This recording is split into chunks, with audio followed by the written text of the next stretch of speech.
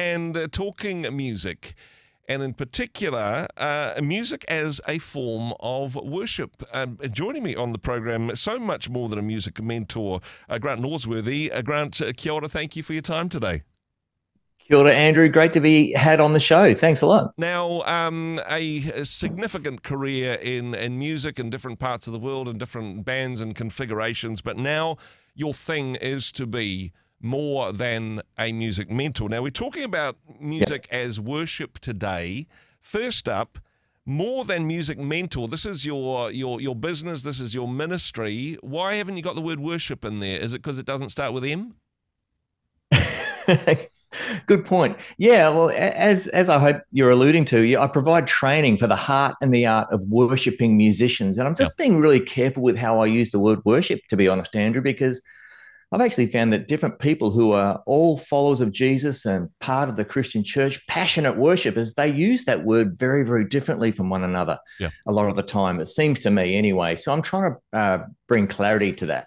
Now, for some people, they think, oh, yeah, the worship, that's the bit where we stand up and sit down before we get to the sermon. But for other people would say, no, worship is so much broader than just the songs that we do. It's the whole service. And others would say it's not just what we do on Sunday morning. It's an entire lifestyle. Where do you sit in terms of a definition of worship, Grant? Well, I'm an Australian bass player, Andrew. It's got to be simple. For me, to worship God is to show the worth of God. Okay. You know, it's got to be, and it's a verb. You know, it seems to me that, maybe people who are more traditional in their language and their thinking, and I'm thinking of my parents here, they would use the word worship mainly as a noun. Okay. You know, so it's an event that happens on Sunday morning, and all these different elements, you know, the Bible reading, the communion, the prayer, the listening to the sermon, these elements are worship. It's a noun. But more recently, and I think this is, sorry, go ahead. No, I was just going to say, even handing around the plate, that's an act of worship, right? The offering would be an act of worship, exactly. Yeah. And, you know, worship for my family when I was a kid was 11 a.m. on Sunday and 7 p.m. You better be at both of them, you know, that sort of deal. Yeah. But maybe only 40, 50 years ago, and I'm old enough to sort of remember this, you know, that the word started to being used more often as an adjective, you know, a describing word. So it's now worship song, worship leader, worship experience. And even more recently than that, perhaps people saying, look, it's really only worship if we're feeling something in the room. Oh, yeah. If there's this sort of connection or experience of God's presence. And I think I've had some of those experiences. In fact, I would say that, to have a stronger sense of God's reality and his love for me, his forgiveness, and how I need to respond more fully to him. This is a thing that's facilitated really well by music in a church service. And I see this as being an important, valid expression of worship. But as I look at the Bible, it seems to me that most often the word worship is used as a verb, a doing word. And it's not linked anything like we do today in 2024 with music or even our gatherings. So I want to think of the word worship as a verb. It's showing the worth of God. And music's an important way we express the worth of God, but ultimately we need to remind ourselves of things like Romans 12:1 that tell us to offer ourselves as a living sacrifice, holy and acceptable to God. And let that be your spiritual, reasonable, intelligent act of worship. Every moment of every day is a chance to worship God or be an idolater, in my mind. When it comes to what we do at church on a Sunday morning, though, and we're going to unpack this over a few weeks, going to do a short series on this, why do you think that music as worship, congregational singing, is an essential part of a Sunday morning service? Or is it an essential part, in your opinion? For me, it is. Let me put it that way. I believe that God created all things, including music. And why would God create music? I think he would create music to help us connect with him more deeply and to connect with each other more deeply as well. There is a vertical and a horizontal way of thinking about this. And also I would look to the scriptures that, you know, Ephesians 5:18, I think it is. Someone might check me on that, but I believe it's telling us that we should gather and sing together. The Psalms are song lyrics, most of them.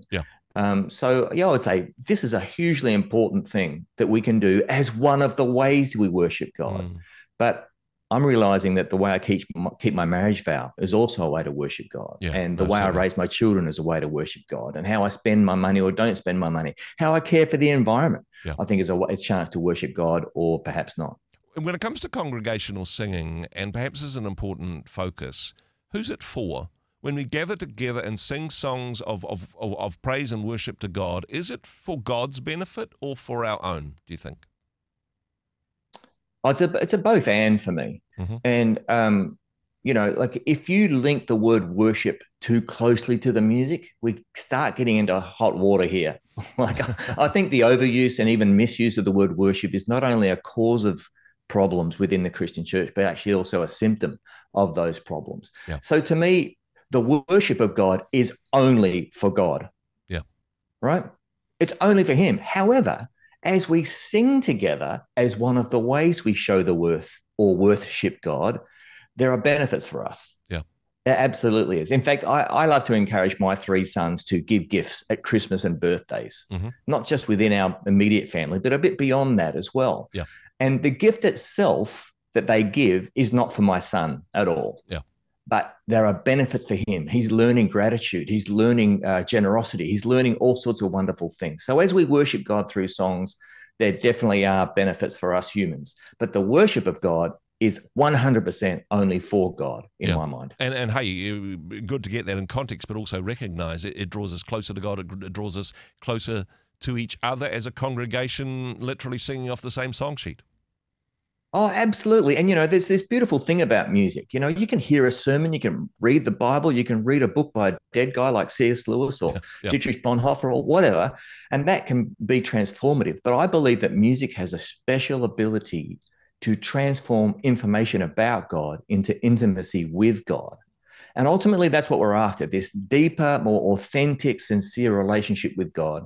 And I don't know if everyone's the same, but I know that for you and me, Andrew, and probably a lot of our listeners, I mean, you listen to a station and something happens through these songs we're listening to. Yeah. And I'll tell you what, we listen to the songs, we participate in the making of the song, like singing it together. Mm-hmm. There's something beautiful about that information about God becoming a deeper connection with God. Yeah, no, there is something amazing about a worshipful experience. And we're going to be unpacking this over the next few weeks.